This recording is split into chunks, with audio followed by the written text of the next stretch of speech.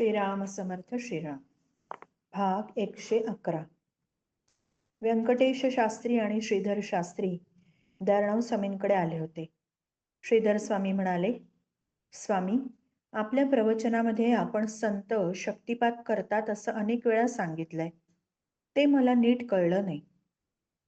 दयाळराव स्वामी म्हणाले, सद्गुरू कृपावंत होऊन शिष्याला साधना करण्यासाठी आपली शक्ती प्रदान करीत असतात. त्यांचं आंतरिक बळ वाढवतात. बहुतेक शिष्यांना तसा अनुभव सुद्धा येतो.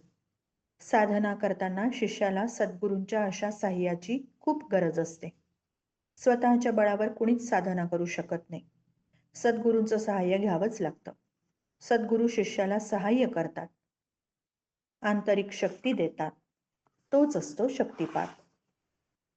ईश्वर दर्शन व्हावं, त्यासाठी साधना करावी, ही तीव्र इच्छा मनामध्ये निर्माण झाली आणि साधकांनी साधना करायची असं मनापासून निश्चय केला तरी तेवढ्यानी भागत नाही. मनामध्ये इतरही बऱ्याच वासना असतात. त्यातल्या काही वासना ईश्वर दर्शनाला अनुकूल असतात, तर काही प्रतिकूल असतात. प्रतिकूल वासना साधनेमध्ये अडथळे आणतात. साधकांना त्यांच्याशी खूप झगडावं लागतं. बरेच वेळा हारही पत्करावी लागते आणि पुन्हा नव्याने सुरुवात करावी लागते.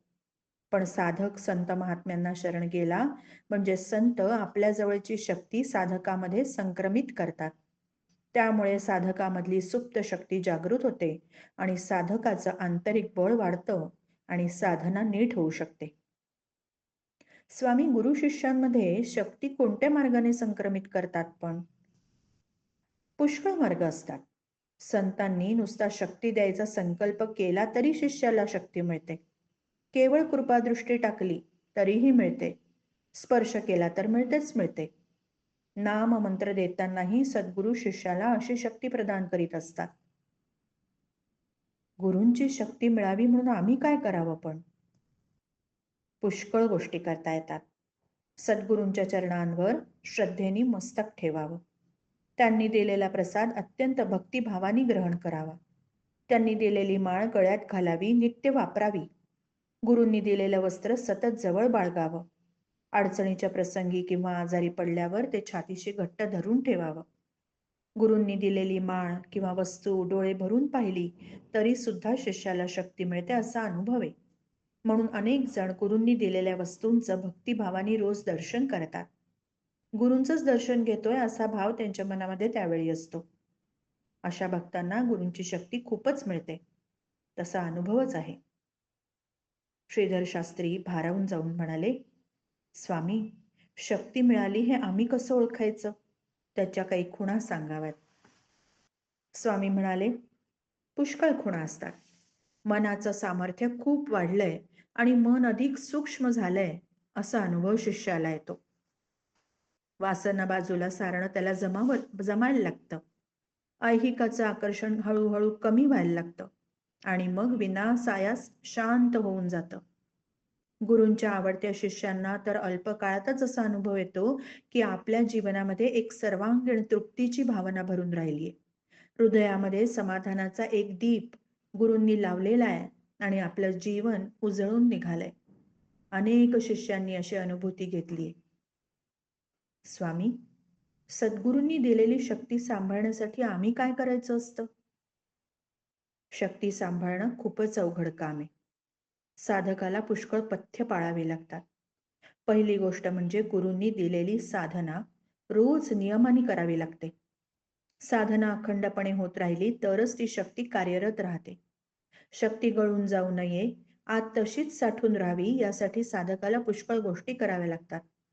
फार पाहणं, फार ऐकणं, फार बोलणं यामुळे शक्ती गळून जाते. म्हणून रोज काही तास मौन पाळायला सांगतात. दुराचारी माणसांचा सहवास या शक्तीला मारक असतो. तो टाळावा. आणि तिच्या वस्तू स्वीकारल्या तर वासनेची स्पंदनं वस्तूंबरोबर येतात आणि सद्गुरूंची शक्ती शोषून घेतात.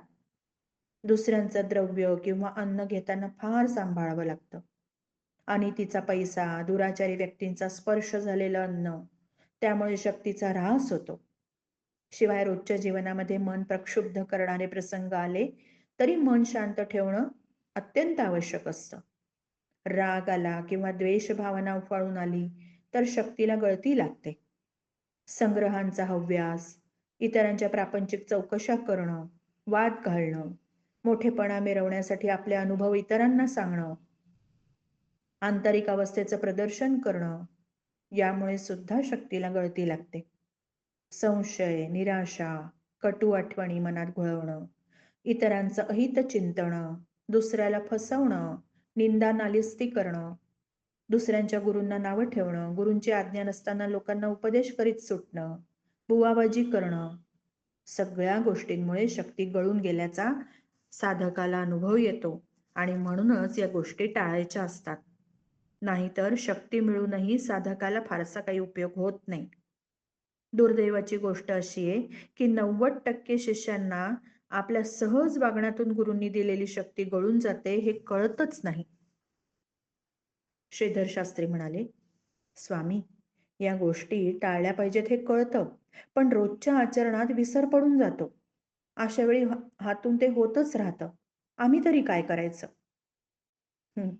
हे कळलं तरी साधनेला चांगलं वळण मिळेल. तळमळ लागली पाहिजे बरं का. सद्गुरूंची प्रार्थना केली तर सद्गुरूंचं साह्य मिळतं आणि या गोष्टी टळतात. सद्गुरू समर्थ आहेत. त्यांची कळकळीने करुणा भाकावी. मग साह्य केल्याशिवाय ते कसे बरं राहतील? सद्गुरू करुणा करेल, कृपा सिंधू आहेत. आपल्या शिष्याचं भलं करावं यासाठीच तर ते उत्सुक असतात. मदत करण्याच्या तयारीने ते बसलेच आहेत. उत्कट भाव असेल तर शिष्याला प्रदान केलेली शक्ती सद्गुरू स्वतःच सांभाळतात.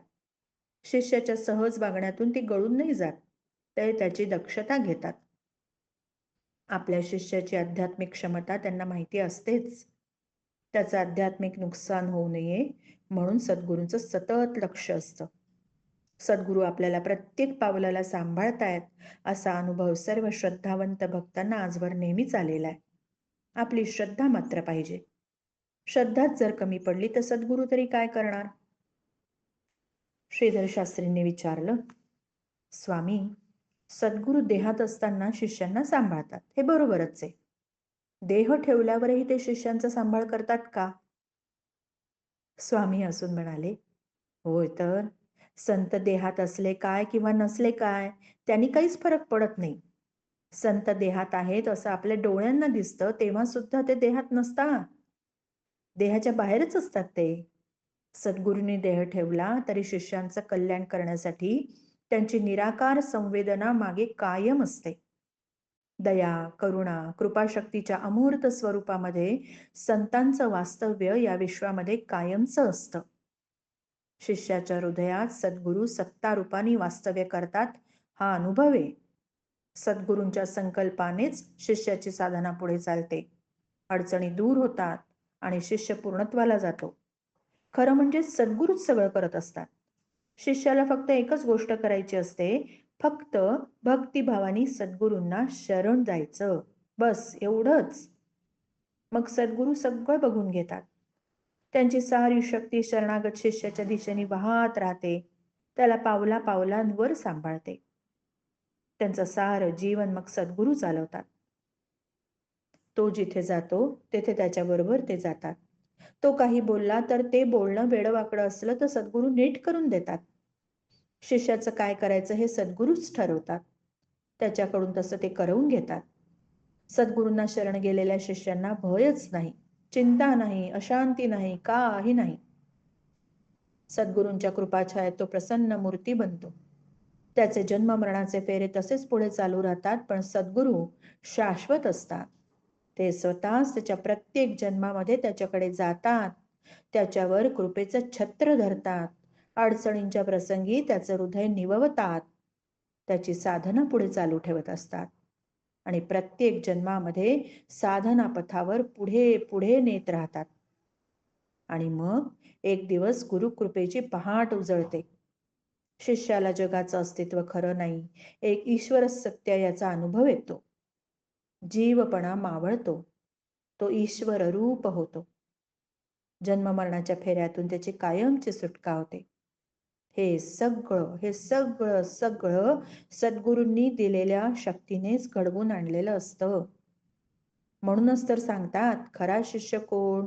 तर जो गुरूंनी दिलेला नाममंत्र साधना करतो, हेच आपलं जीवन जो मानतो, तो खरा शिष्य.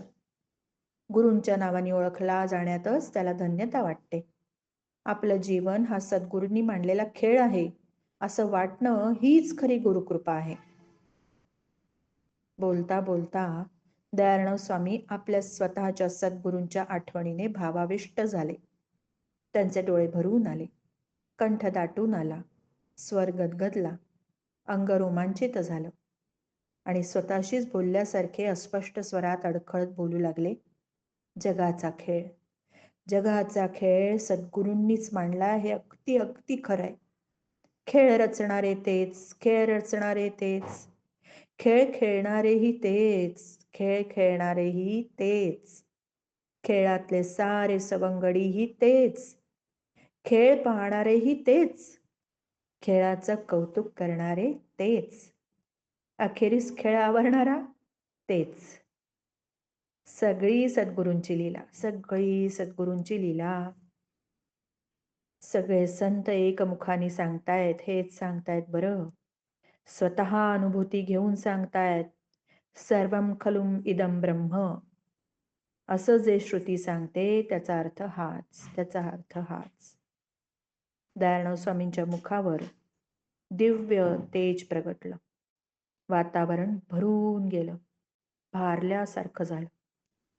व्यंकटेश शास्त्री, श्रीधर शास्त्री भारावून गेले, अंतर्मुख झाले.